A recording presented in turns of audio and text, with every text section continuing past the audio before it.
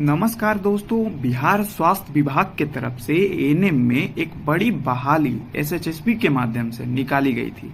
Total post यहां पर आपका 5006 पदों पर बहाली आई हुई है। इसका आवेदन भी आज से आपका शुरू कर दिया गया है। हालांकि ये शुरू तो आपका कल से ही हो गया है, 14 अगस्त से ही शुरू हो गया है, तो आप मान सकते हैं इसका आवेदन भी शुरू हो चुका है। लेकिन अभी आवेदन ज्यादा लोग कर नहीं पा रहे हैं। बहुत सारे लोग कमेंट कर रहे हैं और एक कंफ्यूजन बनता भी है कि सर डॉक्यूमेंट्स में बहुत प्रॉब्लम आ रहा है। जाति कहाँ से बनवाए, जाति किसके नाम से बनवाए, हस्बैंड नेम होगा, फादर्स नेम होगा, इनकम सर्टिफिकेट किन के नाम से बनवाए, फादर्स नेम होगा, हस्बैंड नेम होगा। वैसे ही रेसिडेंस कहाँ से बनवाए, हस्बैंड के एड्रेस पे बनवाए या अपने मायके के एड्रेस से बनवाए। ठीक उसी प्रकार से एनसीएल का क्या रहेगा। आपको डॉक्यूमेंट से रिलेटेड जितने भी डाउट्स आपके मन में हैं, इस वीडियो के देखने के बाद आपको A to Z एकदम डॉक्यूमेंट से रिलेटेड क्लियरिटी आ जाएगी।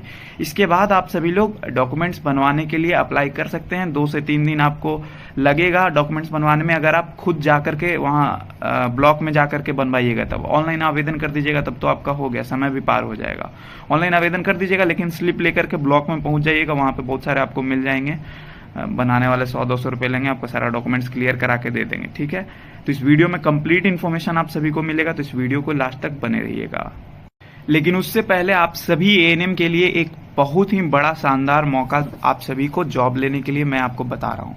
देखिए, यहाँ पे एएनएम का एसएचएसबी के माध्यम से बिहार में पिछले 5 वर्षों में 2020 से 2025 तक जितने भी एग्जाम कराए गए हैं एएनएम का, जैसे कि 865, 8853, ये सारे एग्जाम जो एसएचएसबी के माध्यम से एएनएम का कराया गया, उसका मैंने एक पीवाईक्यू बनाया है। पीवाईक्यू यानी कि जो भी पूछे गए थे शिफ्ट वाइज, कि इस शिफ्ट में ये क्वेश्चन पूछे गए थे, इस शिफ्ट में ये क्वेश्चन पूछे गए थे।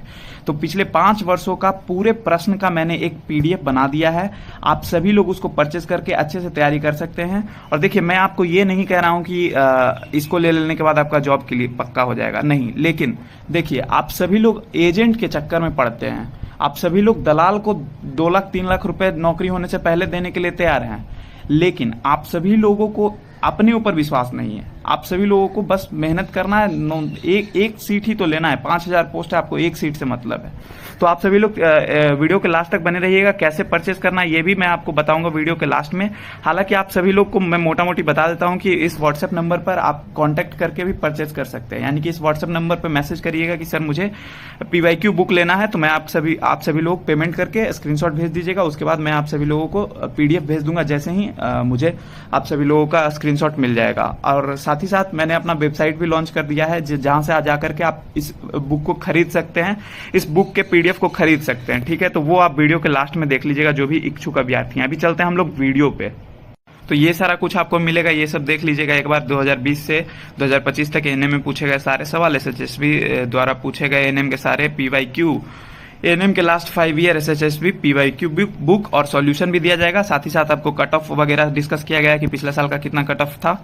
और आपका 865 और 8853 का पोस्ट वाइज आपका यहाँ पे क्वेश्चन पेपर बनाया गया है। ठीक है, अभी हम लोग आगे चलते हैं। तो हम लोग अभी हैं एएनएम के 5006 पदों पर जो भर्ती आई है उसके ऑफिशियल एडवर्टाइजमेंट पर। ठीक है, तो देखिए, यहाँ पे आपको समझना होगा ध्यान से एकदम। ठीक है, सबसे पहले कंडीशन वो बनता है कि अगर आप महिला हैं तो सारी एएनएम बहनें महिलाएं हैं। ठीक है, अब अगर आपका मैरिड हैं और अनमैरिड है, यहाँ पे 2 कंडीशन बनता है। अगर आप मैरिड हैं और एक आप अनमैरिड हैं, तो देखिए अनमैरिड वालों के लिए एकदम कोई झंझट नहीं है। जितना भी डॉक्यूमेंट्स बनेगा आपका A to Z डॉक्यूमेंट्स आपके पेरेंट्स के एड्रेस पे, आपके फादर के नाम से ही बनेगा। ठीक है, क्लियर हो गया।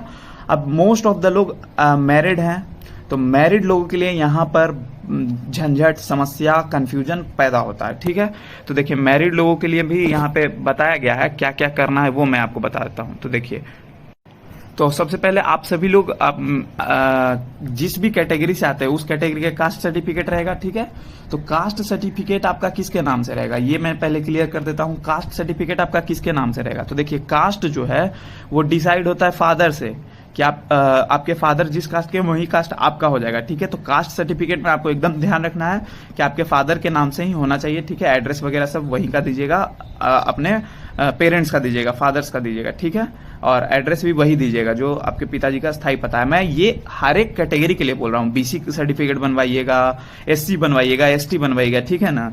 तो ये कास्ट सर्टिफिकेट में एकदम क्लियरिटी रखिए। अब आगे बढ़ते हैं।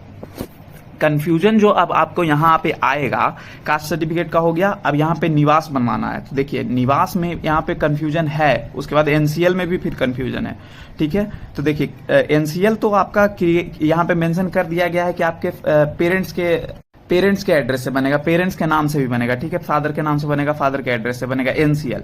लेकिन आपका यहाँ पे एक डाउट रह जाएगा कि सर एनसीएल तो आपका एनसीएल बनवाने के लिए 3 डॉक्यूमेंट्स लगता है। कौन कौन सा? सबसे पहले कास्ट, ठीक है, एनसीएल बनवाने की ये मैं बात कर रहा हूं। सबसे पहले कास्ट लगता है, फिर आपका इनकम लगता है, इनकम सर्टिफिकेट लगता है, उसके साथ ही साथ आपका एक निवास प्रमाण पत्र लगता है, यानी रेसिडेंस सर्टिफिकेट, ठीक है, रेसिडेंस सर्टिफिकेट आपका लगता है। ये 3 चीज होगा तभी जाके आपका एनसीएल सर्टिफिकेट बन पाएगा, ठीक है। ये मैं जिस भी कैटेगरी में एनसीएल चाहिए उनके लिए मैं बात कर रहा हूँ, ठीक है। आप सभी लोग निश्चित होकर समझ लीजिएगा, आप सभी लोग। तो कास्ट तो आप समझ गए कहां से बनेगा, किनके नाम से बनेगा, ठीक है। अब इनकम, तो देखिए जनरली तौर पर इनकम आप सभी लोग आप इनकम में आपके फैमिली की इनकम गिना जाता है। तो आप मैरिड है तो फैमिली में आपके कौन आएंगे? आपके हस्बैंड, ठीक है। तो इनकम जनरली हस्बैंड के थ्रू बनवा सकते हैं, ठीक है। हस्बैंड के एड्रेस पे हस्बैंड के नाम से बनवा सकते हैं। और रेसिडेंस जहां आप रह रहे हैं वहां का रेसिडेंस दे दीजिए, स्थायी पता जो भी है आपका दे दीजिए, ठीक है। तो आपका ये तीनों डॉक्यूमेंट्स आपका बन जाएगा। कहां से बन जाएगा? क्लियरिटी आ गया है। लेकिन अगर आप सभी लोग यहाँ पे देखिए एक पॉइंट मेंशन है ऑफिशियल वेबसाइट, देखिए यहाँ पे आपका पॉइंट मेंशन है कि अगर आप अपना जो इनकम सर्टिफिकेट है वो पति के साथ बनवाते हैं, देखिए पति के साथ बनवाते हैं, ठीक है। तो आपको उस स्थिति में क्या होगा कि आपके पति का जो निवास है, यहाँ पे देखिए एक सेकेंड, देखिए यहाँ पे पति का आपका अस्थाई निवास जो है वो बना हुआ होना चाहिए। आपके पति का अस्थाई निवास बना हुआ होना चाहिए। साथ ही साथ आपके पिता का जो एड्रेस है वहां के आधार पे भी आपका आवास प्रमाण पत्र यानी कि आपका रेसिडेंस सर्टिफिकेट बना होना चाहिए। तो रेसिडेंस सर्टिफिकेट में कंफ्यूजन आएगा, यहाँ पे कंफ्यूजन आपको आएगा ही आएगा। यहाँ पे एकदम स्पष्ट तौर पे मेंशन है कि आपका पति के नाम से तो आपका इनकम सर्टिफिकेट हो सकता है, लेकिन आपको यहाँ पे निवास उस स्थिति में आपको एक देना पड़ेगा, आवास प्रमाण पत्र आपको देना पड़ेगा पिता के साथ, जिससे कि आपका ये सिद्ध किया जा सके कि आपके पिता बिहार के ही निवासी हैं, जिससे कि फिर ये सिद्ध हो जाएगा कि आप भी बिहार के निवासी हैं, तो आपका यहाँ पे आरक्षण के लिए आप एलिजिबल हैं। तो समझ गए ना। निवास में आप सभी लोग 2 गो बनवा लीजिएगा। मैं तो यही सजेस्ट करूंगा कि निवास में आप लोग 2 गो बनवा लीजिएगा। क्यों 2 गो बनवा लीजिएगा निवास में? एक अभी आप जहां पे पति के साथ रहते हैं, जो आपके पति का एड्रेस है वो निवास बनवा लीजिएगा, और एक निवास आपने फादर्स के एड्रेस पे भी एक निवास बनवा लीजिएगा। कब कहाँ पे क्या हो जाए, कुछ भी गड़बड़ी रहेगा आपका जॉब ही सीधे कैंसिल कर दिया जाएगा, ठीक है। तो डॉक्यूमेंट से रिलेटेड जितना भी जानकारी था मैंने आप सभी को प्रोवाइड करा दी।